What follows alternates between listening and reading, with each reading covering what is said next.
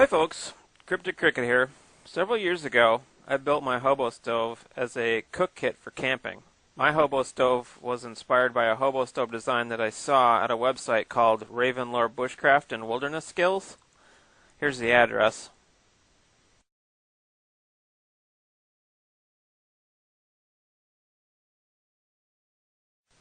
Alright, let's take a look at what's in this kit. It's sort of like one of those Volkswagens, the ones where the clowns just keep piling out. Alright, first we have two pretty green bowls, makes the food look nice. Then we have some plastic hose with a fitting on it so that we can distill water.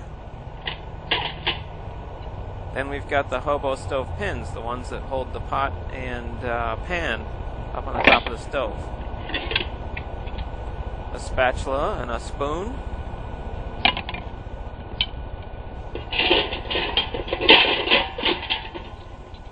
A heavy-duty stainless steel spoon and a serrated butter knife. Next is clamp-on pot and pan handles. I got these at a thrift store just like most of the rest of this stuff. Next we have a stock pot. Fits inside the Hobo stove. I've removed the original handle and replaced that with a piece of cable with a loop in it. That makes it easier to pick the pot up without spilling the contents. The last clown to exit the Volkswagen is a heavy-duty stainless steel fry pan. I removed the handle from this so that it could fit down inside the Hobo stove. The stove pins are what supports the pots and pans that you cook on.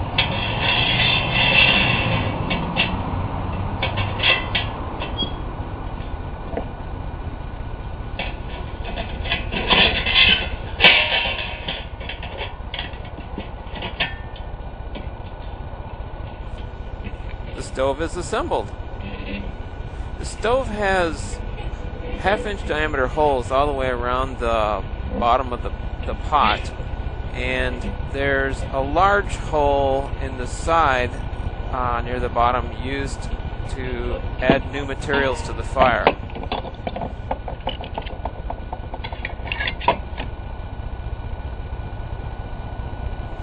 The pots and pans that you use are always smaller in diameter than the Hobo stove. That allows air to flow up and around the pots and pans that you're cooking in, and that airflow draws in fresh oxygen down below where the fire is burning.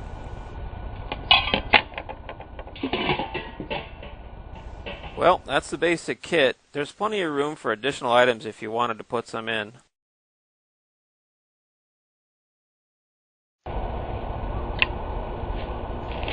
The thing I really like about Hobo stoves is that you use whatever you've got for fuel. Today I'm going to be using some scraps of wood left over from a woodworking project from a couple of days ago, and I'm also going to use some avocado tree trimmings that I haven't yet put out to the curb.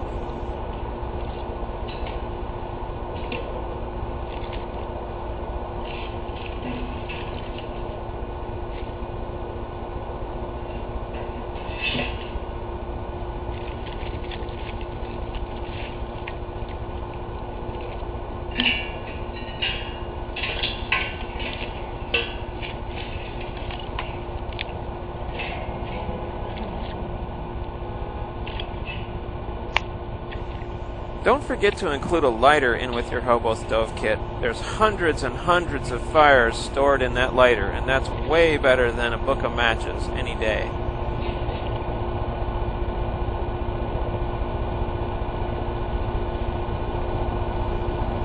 As I was scripting this video, I got curious about the history of Hobo stoves, so I did some research, and I've not found much historical information for the Hobo stove.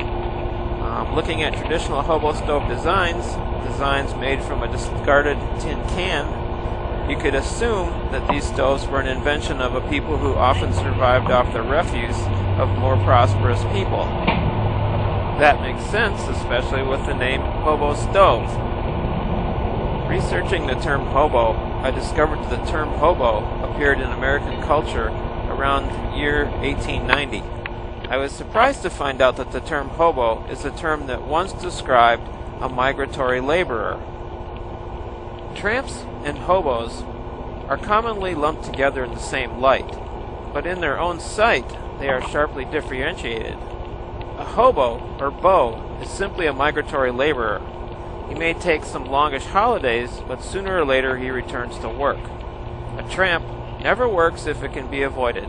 He simply travels. Lower than either of these two is the bum, who neither works nor travels, save when compelled into motion by the police. You know, sometimes I kind of feel like a hobo. I'm hungry. Let's cook something before we jump that next train.